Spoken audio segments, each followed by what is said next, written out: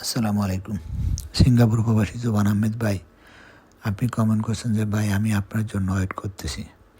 তো ভাইজান, আমার জন্য ওয়েট করে তো লাভ নাই। আমি তো এজেন্টের ব্যবসা করি না। আমি হয়তো মাঝে মধ্যে ভালো লাগলে আমার কিছু বন্ধু-বান্ধব বা নিকট আত্মীয় বা পরিচিত যারা আছে আমার সাথে চলাফেরা করছে বা মালয়েশিয়াতে সরাসরি আমার সাথে দেখা করছে, এদের ফাইলগুলো প্রসেসিং করে দিছি রোমানিয়াতে আমার বন্ধুদের মাধ্যমে। এর বাইরে আমি কোনো ফাইল প্রসেসিং করি না।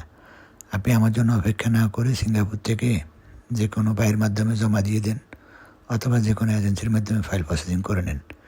আর আপনি যেহেতু সিঙ্গাপুরে আছেন, ট্যুরিস্টের আয় করতে পারেন। সিঙ্গাপুর থেকে ট্যুরিস্টের ভিসা হয়। সিঙ্গাপুর একটা উন্নত দেশ, ওখান থেকে আপনি কয়েকটা দেশ ঘুরে ট্যুরিস্টে ট্রাই করলে ট্যুরিস্ট আপনার ভিসা হয়ে যাবে।